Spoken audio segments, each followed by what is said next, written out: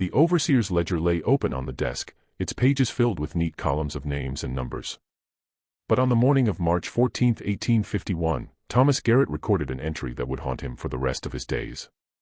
In the space reserved for unusual occurrences, he wrote just 4 words. Another white infant found. It was the 7th in 3 months. The Henderson plantation sprawled across 2,000 acres of Alabama cotton country, 20 miles south of Montgomery. 300 souls lived and worked within its boundaries, most of them enslaved, their lives measured in bales picked and rows hoed. For 40 years the plantation had operated without incident, a model of efficiency that other landowners studied and envied. The enslaved population was stable, the yields consistent, the books balanced to the penny. Until the babies started appearing. The first was discovered on a frigid January morning by a woman named Ruth, who lived in cabin number 12 with her husband, Daniel, and their 3 children. She had risen before dawn to fetch water from the well when she heard it, a thin, reedy cry coming from the doorway of the abandoned cabin next to hers.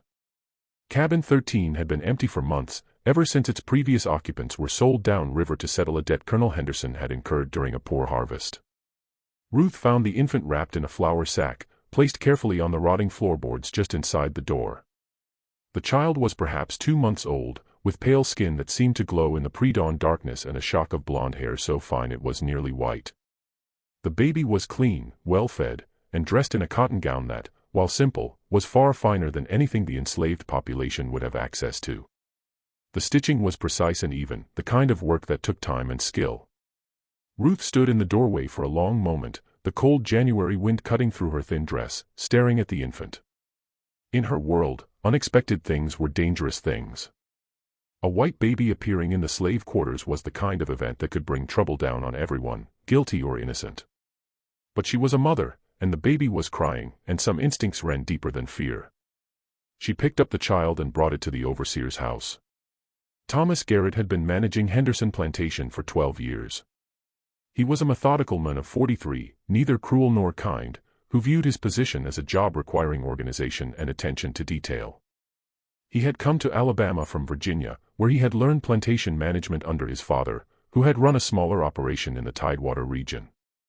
Garrett prided himself on running an orderly establishment. The enslaved population was healthy and productive. The equipment was maintained, the books balanced. The colonel trusted him, and that trust had been earned through years of consistent, reliable service. The appearance of an unexplained infant was, to him, primarily an administrative problem. White babies did not simply materialize in slave quarters. Someone had to have brought it there. Someone had to know something, and it was his job to find out who and what. He questioned Ruth extensively in his office, a small building adjacent to the main house that served as the nerve center of plantation operations. The room was spare and functional, a desk, 2 chairs, shelves lined with ledgers documenting every aspect of the plantation's business. Ruth stood before him, her hands clasped tightly in front of her, her eyes fixed on the floor as she had been taught. Had she seen anyone near the cabins during the night? No, sir. Had she heard anything unusual? Footsteps, voices, the sound of a horse or wagon? No, sir. Did she recognize the flour sack or the gown the baby was wearing? No, sir. When exactly had she found the child? Just before dawn, sir, when she went to fetch water. Was there anything else unusual about the cabin or the area around it? No, sir. Ruth answered each question with increasing nervousness, aware that in the world she inhabited, being the bearer of strange news could be dangerous. She knew nothing. She had seen nothing.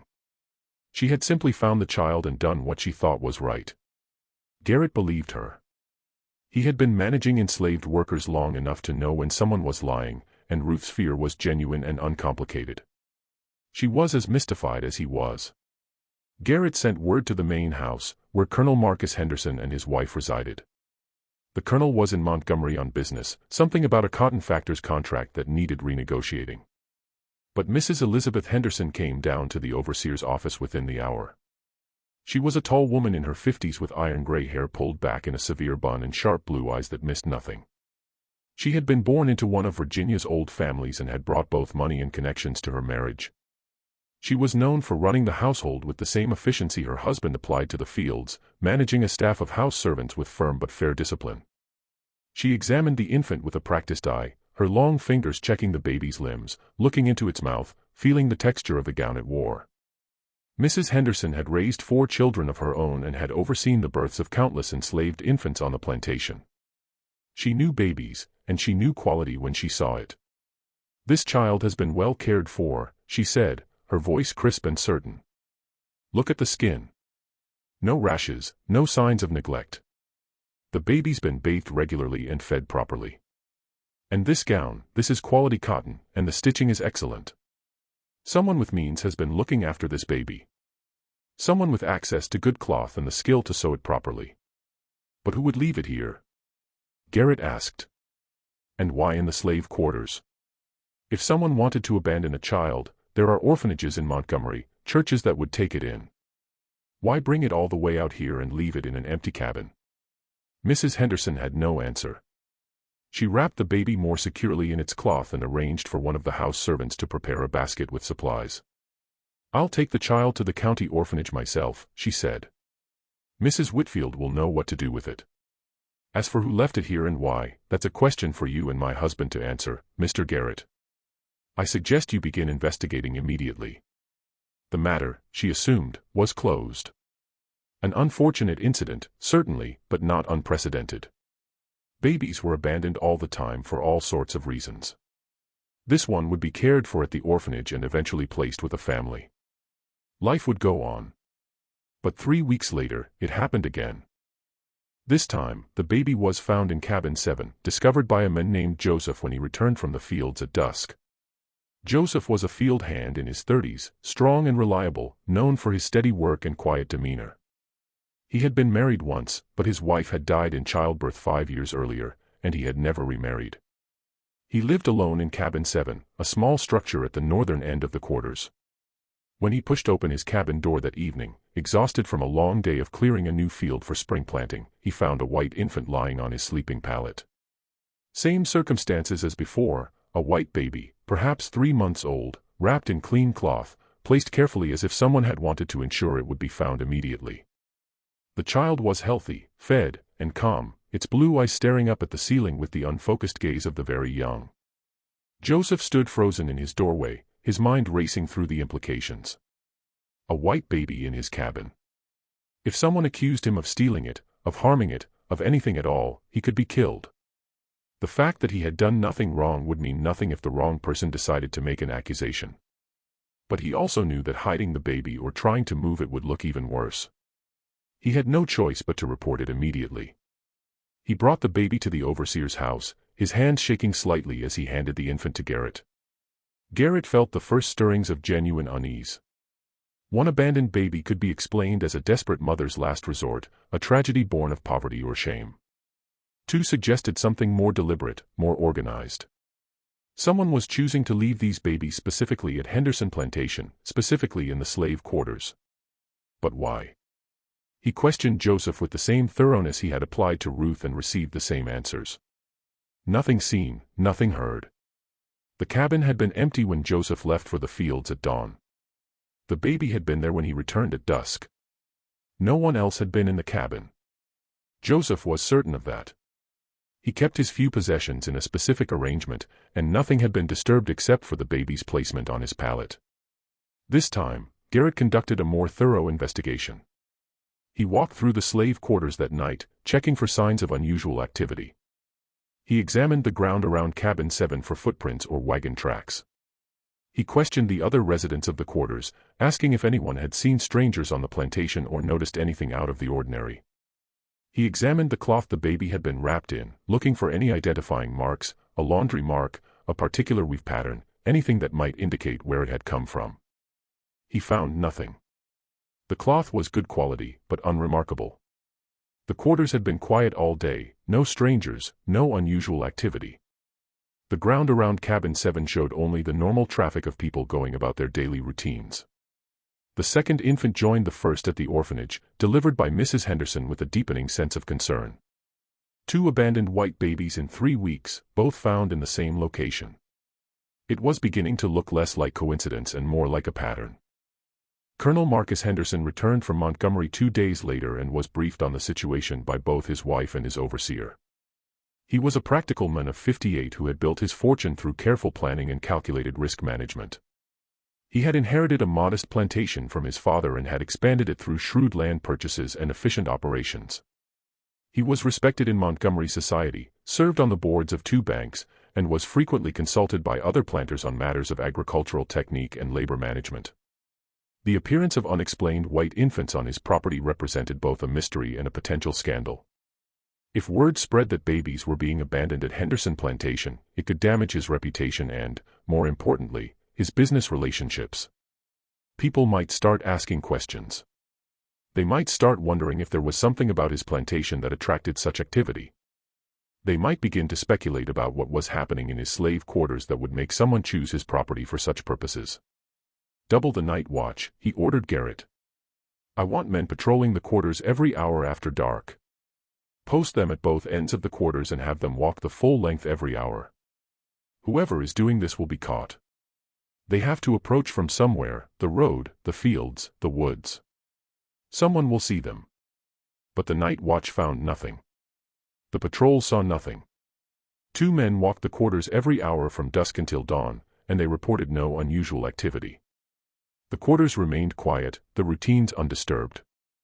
The enslaved population went to bed at their usual times and rose at their usual times. No one came or went who shouldn't have.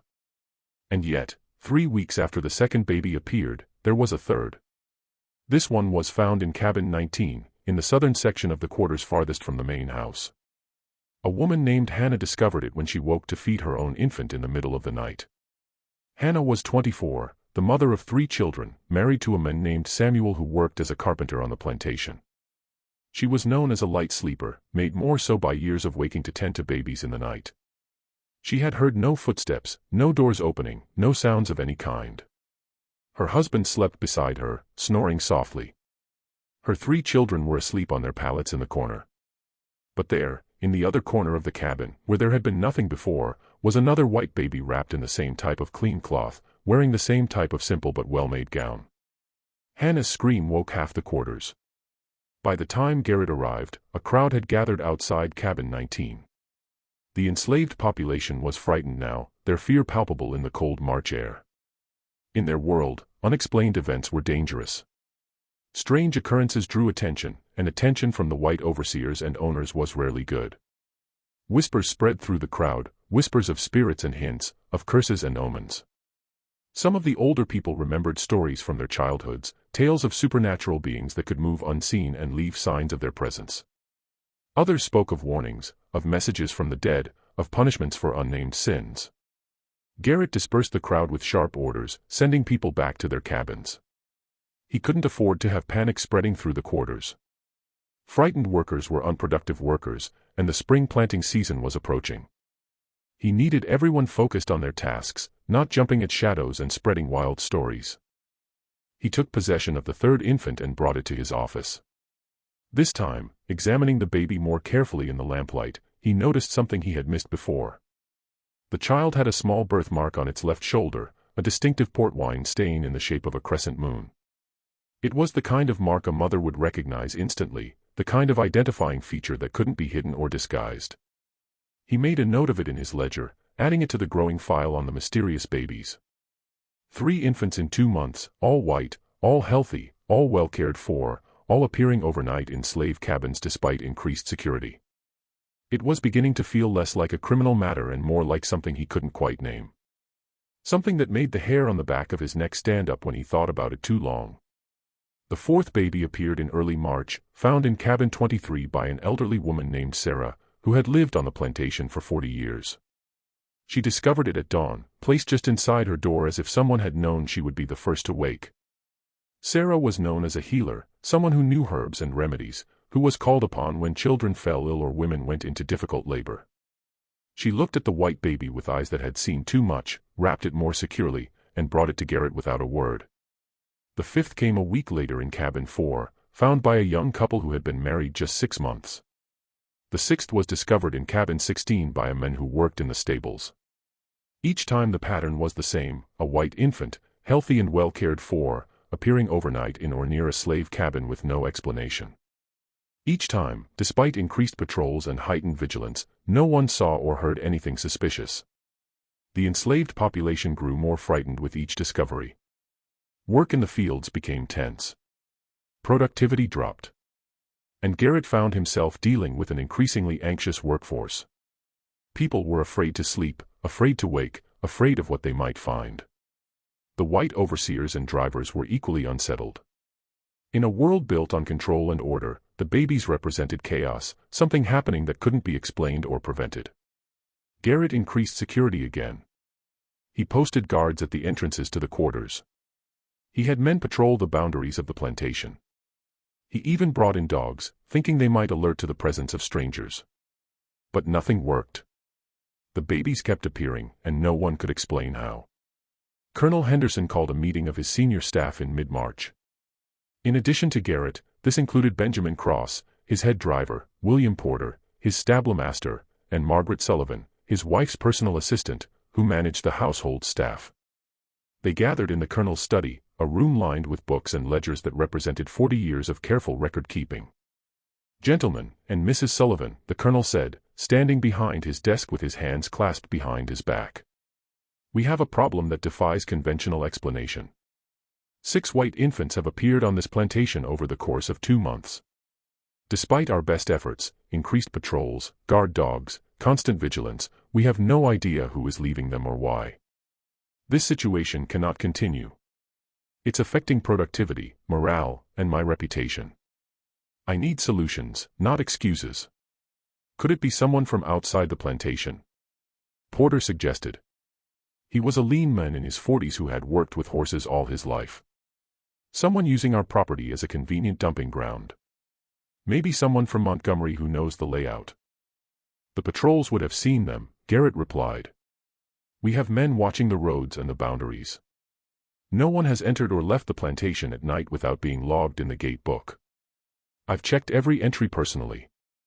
The only people coming and going are authorized, merchants making deliveries, neighbors on social calls, all during daylight hours." "Then it must be someone inside," Cross said. He was a hard man, the head driver, responsible for managing the field workers. He had held his position for 8 years and ruled through a combination of intimidation and strategic cruelty. Someone who knows the routines and can move without being noticed. Someone who has access to the quarters. "But who?" Mrs. Sullivan asked. She was a woman in her late 30s, educated and sharp, who had been with the Henderson family for 15 years. "And more importantly, where are these babies coming from? 6 infants don't simply appear from nowhere. Someone is giving birth to these children, and someone is caring for them before they're abandoned. That requires resources, food, cloth, time, privacy.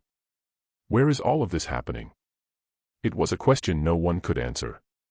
The implications were staggering. If someone on the plantation was hiding multiple babies, they would need a secure location, supplies, and help. It couldn't be done alone. But if multiple people were involved, how had they kept it secret? How had no one noticed? "There's another possibility," Mrs. Sullivan said quietly.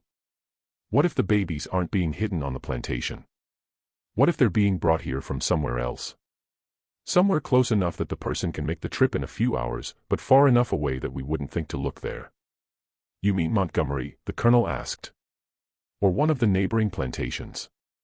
Or a house in the countryside, somewhere within a few hours' ride?" The colonel considered this. That would require someone with access to transportation, a horse or wagon. Someone who could leave their location at night and return before dawn without being missed. Or someone who has a legitimate reason to travel, Garrett added. A merchant, a doctor, a minister. Someone whose comings and goings wouldn't be questioned. The meeting continued for another hour, but produced no concrete answers. The colonel made a decision. "We'll conduct a census. Every person on this plantation will be accounted for and examined. If there are women who've recently given birth, we'll know about it. If there are supplies being diverted, we'll find them. If there are hidden spaces where babies could be kept, we'll discover them. This mystery will be solved." The census began the next day. It was a massive undertaking. 300 people to be documented, questioned, and, in the case of women of childbearing age, physically examined by Mrs. Henderson and Dr. Robert Chambers, the plantation's physician. Dr. Chambers was a man in his 60s who had been treating the Henderson family and their enslaved population for 20 years. He was thorough and professional, but the examinations were deeply invasive and humiliating for the women subjected to them. The process took nearly 2 weeks and was deeply unpopular. The enslaved population resented the intrusion, the questions, the physical examinations. The fear that had been building since the first baby appeared now mixed with anger and resentment. Garrett could feel the tension in the quarters, could see it in the way people avoided eye contact and spoke in whispers when the overseers passed. The results of the census were baffling. Every woman who had given birth in the past year was accounted for, and their children matched the expected descriptions. There were no hidden pregnancies, no unexplained absences that would suggest a woman had given birth in secret. The supplies were all accounted for, the cloth, the thread, the food stores. Nothing was missing that couldn't be explained by normal usage. The cabins were searched, the outbuildings examined. Even the woods around the plantation were combed for signs of hidden structures or caches of supplies. Nothing. They found absolutely nothing. And yet, on the night the census was completed, an 8th baby appeared. This one was found in Cabin 9, discovered by a young woman named Clara, who had been living alone since her mother's death the previous fall. Clara was 17, quiet and withdrawn, known for keeping to herself. She worked in the main house as a laundry maid, one of the few enslaved people who had regular access to the household's inner workings. She was small and thin, with large, dark eyes that seemed to see more than she should. When she found the baby in her cabin that morning, she didn't scream or raise an alarm. Instead, she picked up the child, wrapped it more securely in its cloth, and sat with it until morning, rocking it gently and humming a tune her mother had taught her years ago. When Garrett came to collect the infant, alerted by one of the other residents who had seen Clara sitting in her doorway with a white baby, he found her still rocking the child. There was something in her expression that made him pause. Something that went beyond the fear and confusion he had seen in the others who had found babies. This was different. This was a deep, profound sadness, as if Clara understood something the rest of them didn't. "Did you see who left this child?" he asked, his voice gentler than usual. Clara shook her head slowly, her eyes never leaving the baby's face. "Did you hear anything during the night? Any sounds at all?" Another shake of the head. "Clara, I need you to tell me if you know anything about these babies. Anything at all. You won't be punished for telling the truth, but I need to know what's happening." Clara looked up at him then, and Garrett saw tears streaming down her face. "They're lost," she whispered. "All of them. They're lost, and someone's trying to save them." Save them from what? But Clara wouldn't say anything more. She handed over the baby and retreated into her cabin, closing the door behind her. Garrett stood outside for a moment, disturbed by the encounter. There had been something in Clara's voice, something that suggested she knew more than she was saying. But he couldn't force her to talk, not without risking making the situation worse. He reported the conversation to Colonel Henderson, who ordered Clara brought to the main house for questioning. But when Cross, the head driver, went to fetch her an hour later, he found Cabin 9 empty. Clara had vanished, taking nothing with her but the clothes on her back. A search party was organized immediately. In the world of 1851 Alabama, an enslaved person disappearing was a serious matter, not just for the financial loss, but for what it represented. If Clara had run, others might follow. If she had been taken, there were implications about security that couldn't be ignored. And if she had simply hidden somewhere on the plantation, she needed to be found before she starved or came to harm. They found her 3 hours later, hiding in the old tobacco barn on the eastern edge of the property. The barn hadn't been used in years, not since the colonel had shifted entirely to cotton production in the 1840s. It was a large, decaying structure with a collapsed roof and walls that let in the wind. Clara was huddled in a corner, shivering from cold and fear. Cross dragged her out roughly, but Garrett intervened. "Carefully," he said. "The colonel wants to question her, and he can't do that if she's injured or too frightened to speak." They brought Clara to the main house, to the colonel's study, where Henderson, his wife, and Garrett waited. Clara stood before them, thin and trembling, her eyes fixed on the floor. She looked even smaller in the grand room, surrounded by books and furniture that represented wealth beyond anything she would ever know. Colonel Henderson studied her for a long moment before speaking. When he did, his voice was surprisingly gentle. "Clara, I'm not going to hurt you. I'm not going to punish you for running. I just need you to tell me the truth. Do you know where these babies are coming from?" "No, sir." "Do you know who's been leaving them?" "No, sir." "But you said something to Mr. Garrett. You said they were lost and someone was trying to save them. What did you mean by that?" Clara was silent for a long moment, her thin shoulders hunched as if she were trying to make herself disappear. When she finally spoke, her voice was barely audible. "My mama used to tell me stories. About the old days, before she came here.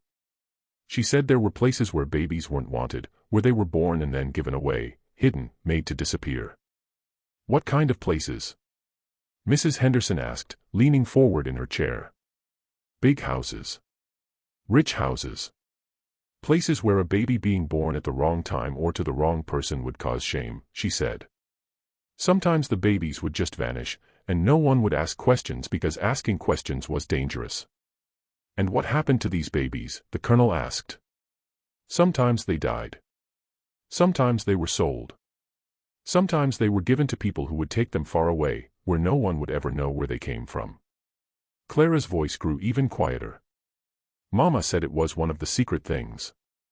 One of the things everyone knew about but no one talked about. She said the big houses had lots of secrets, and the babies were just one of them." The room fell silent as the implications settled over them. Colonel Henderson exchanged a long look with his wife, and Garrett saw something pass between them, a recognition, perhaps, or a shared understanding of something he wasn't privy to. "Are you suggesting," Henderson said slowly, "that these infants are being abandoned here because someone wants to hide their existence? That they're illegitimate children from wealthy families?" "I don't know, sir. I'm just telling you what my mama told me. That sometimes when people have secrets they can't keep, they find places to hide them, places where no one will ask questions, places where the babies might be found and cared for, but where the scandal would be contained." It was a theory that made a terrible kind of sense. The Henderson plantation was isolated enough to be discreet, but established enough to have connections to Montgomery society. The colonel and his wife attended social functions, did business with the city's prominent families, moved in circles where reputation was everything. If someone in that world needed to dispose of an inconvenient infant, the product of an affair, perhaps, or a pregnancy that would ruin a reputation, the plantation's slave quarters would be an ideal location. The babies would be found and cared for, but the scandal would be contained. The white families of Montgomery would never need to know that their peers had produced illegitimate children. But it was just a theory. There was no proof, no evidence beyond the babies themselves and Clara's second-hand stories from a mother who was now dead. Colonel Henderson sent Clara back to the quarters with a warning to keep her speculations to herself and to never run again. Then he sat in silence for a long time, staring at the ledgers on his desk. Finally, he looked at Garrett. "I'm going to Montgomery," he said. "I'm going to speak with Sheriff Crane. This has gone beyond a plantation matter. If what Clara suggests is true, if someone in Montgomery society is using my property for such purposes, then the law needs to be involved." He left that afternoon, riding hard for the city. Garrett watched him go, then returned to his office and made another entry in his ledger. 8 babies in 10 weeks, and still no answers. But that night, something changed. The 9th baby appeared. But this time, there was a witness. A young man named Marcus, who worked as a stable hand, had been unable to sleep. He had been feeling ill all day, a stomach ailment that kept him awake and uncomfortable. Around midnight, he had left his cabin to relieve himself in the woods behind the quarters. As he was returning, he saw something that made him freeze in his tracks. A figure was moving through the quarters, carrying something wrapped in cloth. The figure was dressed in dark clothing and moved with purpose, heading toward cabin 12, the same cabin where the first baby had been found months earlier. Marcus watched as the figure approached the cabin, paused at the door, and then placed the bundle inside. Then the figure turned and walked quickly back the way it had come, heading not toward the road or the woods, but toward the main house. Marcus waited until the figure was out of sight, then ran to cabin 12. Inside, he found the 9th baby wrapped in the now familiar clean cloth. He immediately went to wake Garrett. By the time Garrett arrived, Marcus was agitated and frightened, speaking quickly and stumbling over his words. But his story was clear. He had seen someone leave the baby. Someone who had come from the direction of the main house and returned there after placing the infant. Garrett felt his blood run cold. The main house. Not an outsider. Not someone from Montgomery. Someone who lived on the plantation. Someone with access to the main house. Someone who could move through the quarters without raising suspicion because they belonged there. He questioned Marcus extensively, trying to get more details. Had Marcus seen the person's face? No, it was too dark, and they had been wearing a hood or bonnet. Could he tell if it was a man or woman? He thought it was a woman based on the way she moved, but he couldn't be certain. How tall was the person? Average height, not particularly tall or short. Was there anything distinctive about their clothing or the way they walked? Nothing he could identify. It wasn't much, but it was more than they had had before. Garrett made Marcus swear to keep quiet about what he had seen. Then he took the baby and sat in his office, thinking. Someone from the main house. That narrowed the possibilities considerably. The main house staff consisted of about 15 people, house servants, cooks, personal attendants, all of them enslaved except for Mrs. Henderson and Mrs. Sullivan. Could it be one of the house servants? But they were all accounted for, all watched closely by Mrs. Henderson and Mrs. Sullivan. Their movements were tracked, their duties supervised. It would be nearly impossible for one of them to hide a pregnancy, give birth, and care for multiple babies without being noticed. Unless they weren't hiding the babies on the plantation at all. Unless they were being brought from somewhere else, as Mrs. Sullivan had suggested. But that would require transportation, access to a horse or wagon, the ability to leave and return without being noticed. Garrett sat in his office until dawn, turning the problem over in his mind. Then he made a decision.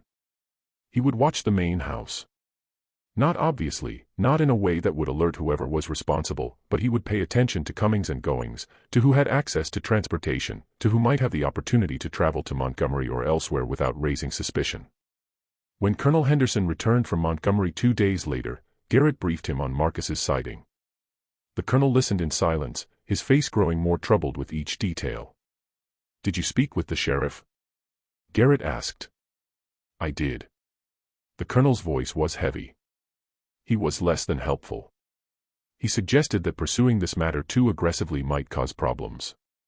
He implied that there were people in Montgomery who would not appreciate questions being asked about illegitimate children and abandoned babies. He refused to investigate. He said he would make discreet inquiries, but he made it clear that he expected those inquiries to lead nowhere. He said, "Some mysteries are better left unsolved, for everyone's sake." Garrett felt a chill run down his spine. "Sir, are you saying the sheriff knows something about this? That he's protecting someone?" "I'm saying that Sheriff Crane is a political animal who's held his position for 15 years by knowing when to look the other way. And he's made it clear that this is one of those times. But the babies are being cared for at the orphanage. They're safe. They'll be adopted by good families. As far as the sheriff is concerned, no crime has been committed. Abandoning a child isn't illegal if the child is left somewhere it will be found and cared for. So we just let this continue." Colonel Henderson was quiet for a long moment. "I'm going to tell you something in confidence, Mr. Garrett. Something that doesn't leave this room. The sheriff suggested to me that if I were to discover who was leaving these babies, the best course of action would be to quietly make it stop.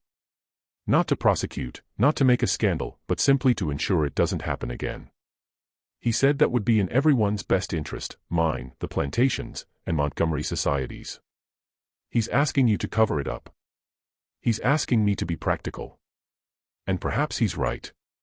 Perhaps the best thing for everyone is to solve this quietly and move on." But Garrett couldn't let it go. That night, he began his surveillance of the main house. He positioned himself in the trees behind the building, where he could see the back entrance and the path that led to the quarters. He watched for 3 nights and saw nothing unusual. The house servants came and went on their normal schedules. Mrs. Henderson and Mrs. Sullivan moved about their duties. Everything appeared routine. On the 4th night, he saw something that made his breath catch. Around 11 o'clock, a figure emerged from the back door of the main house. It was a woman dressed in a dark cloak, carrying a bundle. She moved quickly and quietly down the path toward the quarters. Garrett followed at a distance, staying in the shadows. The woman went to cabin 7, Joseph's cabin, where the second baby had been found. She placed the bundle inside, paused for a moment as if listening, then turned and walked quickly back toward the main house.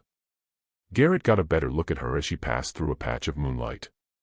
It was Mrs. Sullivan. Garrett stood frozen, his mind reeling. Mrs. Sullivan. The colonel's wife's personal assistant. A woman who had been with the family for 15 years, who was trusted implicitly, who had access to everything in the household. She was the one leaving the babies. But why?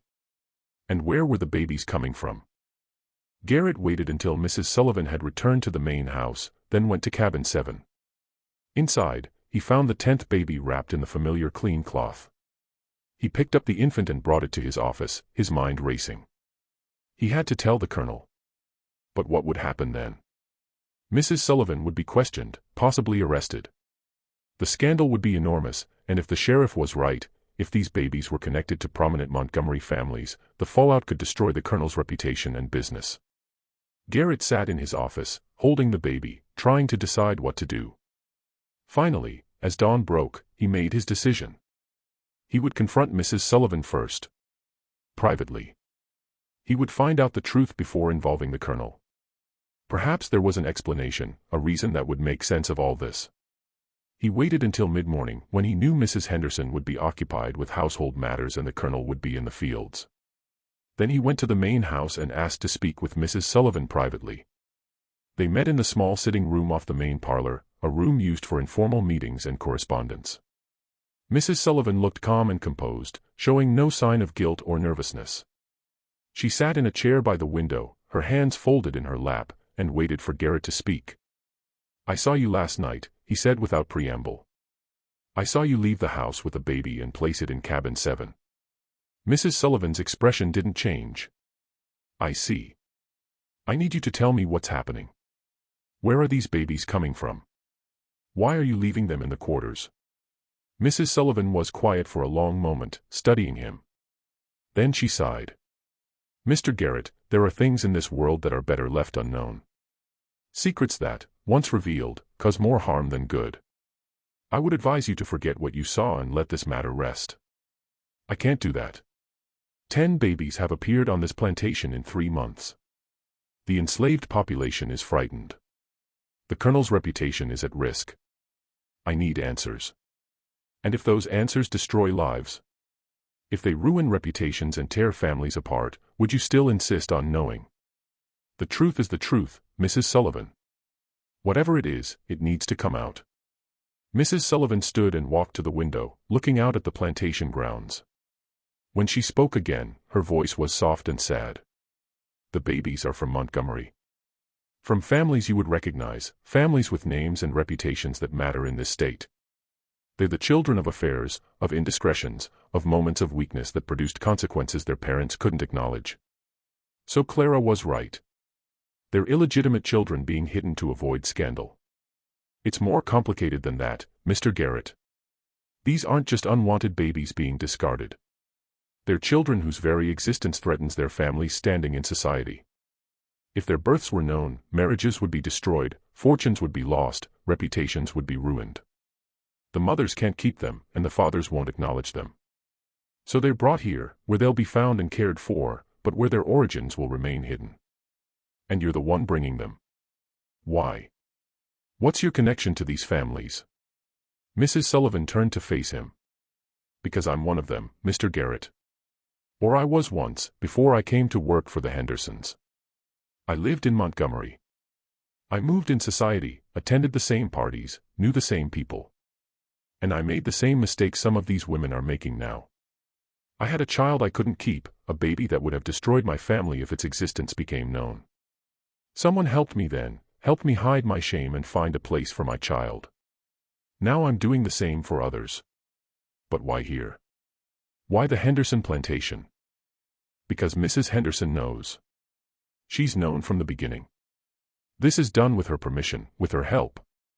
She provides the cloth, the supplies, the means to care for the babies before they're placed. She ensures they're taken to the orphanage and placed with good families. She does this because she understands what it's like to have secrets, to need help, to be desperate. Garrett felt as if the ground had shifted beneath his feet. Mrs. Henderson is part of this. She's the reason it's possible. Without her help, these babies would have been left to die or sold to people who would treat them as commodities. This way, they have a chance at a good life. They're adopted by families who want them, who will raise them as their own. It's not perfect, Mr. Garrett, but it's better than the alternatives. Does the Colonel know? Mrs. Sullivan hesitated. No. And he can't know. If he learns the truth, he'll feel obligated to act. He'll report it to the authorities, and the scandal will destroy everyone involved, the mothers, the families, even the babies themselves. The children will be marked as bastards. Their adoptive families will be questioned. Their entire lives will be tainted by their origins. Is that what you want? Garrett sat down heavily, his mind reeling. This is wrong. All of it. The deception, the secrecy, using the plantation without the Colonel's knowledge. It's mercy, Mr. Garrett. Imperfect mercy, perhaps, but mercy nonetheless. These women have nowhere else to turn. If we don't help them, their babies will die or disappear into situations far worse than an orphanage. We're saving lives. By lying to everyone. By frightening the enslaved population. By putting the Colonel's reputation at risk. The enslaved population will recover. The Colonel's reputation is intact. No one outside the plantation knows about the babies, and the sheriff has made it clear he won't pursue the matter. And yes, we're lying. We're lying to protect people who made mistakes, who are desperate, who have no other options. Is that so terrible? Garrett didn't know how to answer. Everything Mrs. Sullivan said made a kind of sense, but it still felt wrong. The deception, the manipulation, the use of the plantation and its people without their knowledge or consent, it all violated something fundamental about the order and honesty he had tried to maintain. What happens now? He asked finally. That depends on you. You can go to the Colonel and tell him everything. The operation will end. The women will have nowhere to turn, and the babies will suffer. Or you can keep this secret. Let the last few placements happen, and then it will be over. There are only 2 more babies to place, and then the women involved will have moved on, had their children adopted through other means or found other solutions. This chapter will close, and life will return to normal. And if I agree to stay silent, I become part of the deception. You become part of the mercy, Mr. Garrett. You become someone who chose compassion over rules, who understood that sometimes the right thing to do isn't the legal thing or the proper thing. You become someone who saved lives. Garrett sat in silence, wrestling with the decision. Finally, he looked up at Mrs. Sullivan. 2 more babies. And then it stops completely. No more placements. No more secrets. And if the Colonel ever asks me directly, I won't lie to him. Agreed. Garrett left the main house feeling as if he had aged years in a single morning. He had come seeking truth and had found it, but the truth was more complicated and morally ambiguous than he had imagined. He had become complicit in a conspiracy, but a conspiracy aimed at saving lives. He had chosen to deceive his employer, but in service of a greater mercy. He didn't know if he had made the right choice. He suspected he would spend the rest of his life wondering. The 11th baby appeared a week later, found in cabin 16. The 12th and final baby was discovered 2 weeks after that in cabin 4. Both times, Garrett knew it was Mrs. Sullivan leaving them, but he said nothing. He documented the findings in his ledger, arranged for the babies to be taken to the orphanage, and kept his silence. After the 12th baby, the placements stopped. No more infants appeared in the quarters. The enslaved population slowly relaxed, though the memory of those strange months lingered. Work returned to normal, productivity recovered, and life on the Henderson plantation continued as it had before. Colonel Henderson never learned the truth. He assumed the person responsible had been frightened off by the increased security and the sheriff's involvement. He was satisfied that the problem had resolved itself and saw no reason to pursue it further. Mrs. Henderson and Mrs. Sullivan never spoke of it, even to each other. The secret remained locked between them, a shared understanding that required no words. Garrett kept his silence, but he never forgot. In his private journal, he recorded everything he had learned, sealing the pages with wax and hiding them in a locked drawer. He wrote that he didn't know if he had done the right thing, but he hoped that somewhere, 12 children were growing up safe and loved, unaware of the desperate circumstances of their births and the complicated mercy that had saved them. The 12 babies were indeed adopted from the orphanage over the following 2 years. Mrs. Whitfield, the orphanage director, kept careful records and ensured each child went to a good family.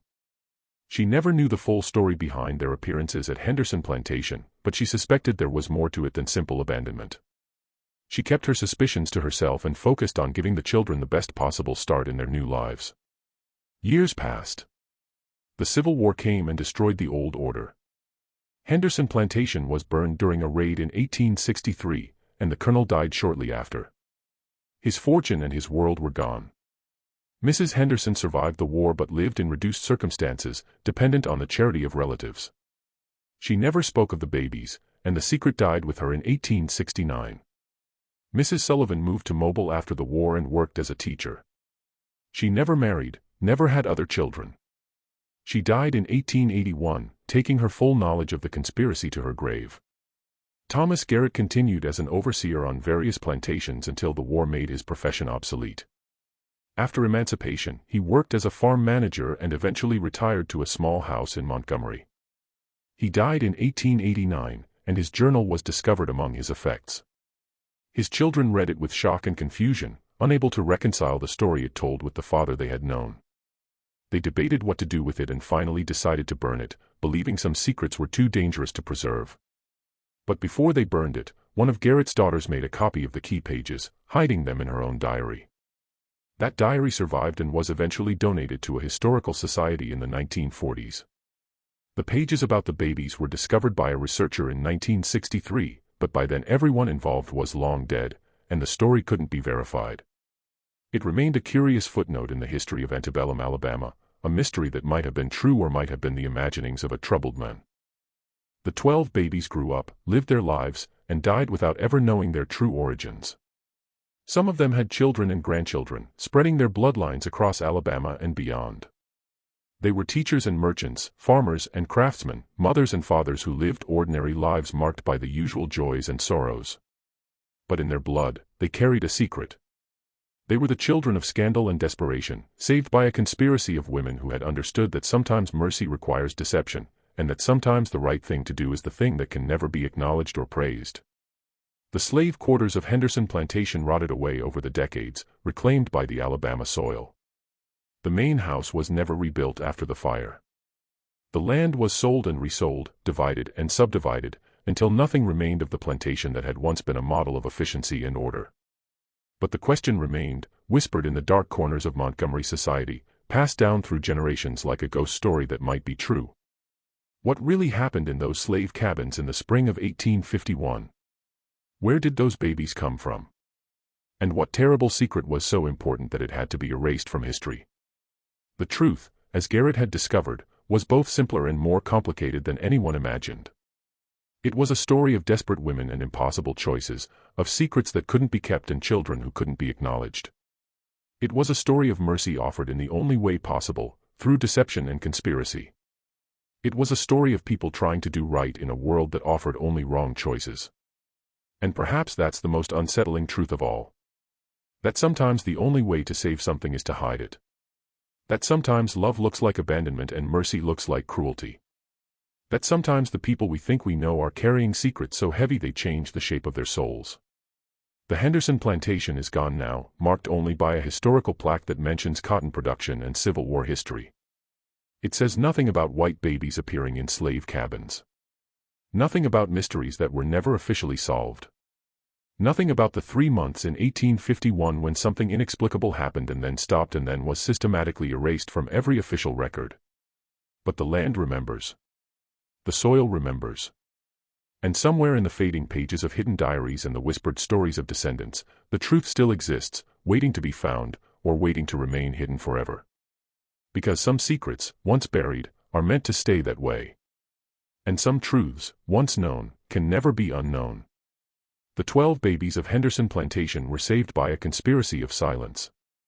They lived because people chose mercy over honesty, compassion over rules. They survived because women who understood desperation helped other women in their darkest hours. And they never knew. They never knew that their lives began in scandal and were saved by deception. They never knew that their very existence was a secret so dangerous it had to be hidden in the one place no one would think to look, among the enslaved population of a cotton plantation in Alabama. That was the genius of it, really. The one place where white babies would be noticed but not questioned, found but not investigated, cared for but not claimed. The slave quarters were the perfect hiding place for the unwanted children of Montgomery society because no one would ever imagine that the wealthy and powerful would use such a location for such a purpose. It was a conspiracy born of desperation and maintained through careful planning. It was mercy offered in the shadows, salvation delivered in secret. It was wrong and right at the same time, a moral paradox that defied easy judgment. And it worked. 12 babies were saved. 12 lives were given a chance. 12 secrets were kept. Until now. Until this story was told. Until the truth, buried for more than a century and a half, was finally brought to light. But even now, even with the story told, questions remain. Were there other plantations used for similar purposes? Were there other conspiracies of mercy operating in the shadows of antebellum society? How many other secrets are buried in the soil of the South, waiting to be discovered or waiting to remain hidden forever? We'll never know. The people who could answer those questions are long dead. Their secrets taken to graves that have themselves crumbled into dust. All we have are fragments. A journal entry here, a diary page there, an orphanage record that raises more questions than it answers. And perhaps that's how it should be. Perhaps some stories are meant to remain incomplete. Some mysteries are meant to stay unsolved. Perhaps the truth is too complicated, too morally ambiguous, too human to be reduced to simple facts and clear judgments. The babies of Henderson Plantation were real. The conspiracy that saved them was real. The desperate women and the compassionate conspirators were real. The fear and the secrecy and the moral compromises were all real. And somewhere in Alabama, there are people walking around with this story in their blood, descendants of those 12 babies, carrying a mystery they don't even know exists. That's the legacy of Henderson Plantation. Not the cotton it produced or the wealth it generated, but the lives it saved and the secrets it kept. Lives that mattered. Secrets that shaped the future in ways no one could have predicted. And that, perhaps, is the most shocking truth of all. Not that white babies appeared in slave cabins, but that they were placed there deliberately as part of a conspiracy of mercy that saved lives while hiding the truth. Not that a mystery existed, but that it was solved and then deliberately buried again, because the truth was too dangerous to acknowledge. That's what they finally found. Not a simple answer, but a complicated truth. Not a clear villain, but a tangle of desperate people making impossible choices. Not a scandal to be exposed, but a mercy to be protected. And in the end, the secret was kept, the babies were saved, and life went on, carrying the weight of hidden truths and unspoken mercies into a future that would never fully understand what had happened in those slave cabins in the spring of 1851.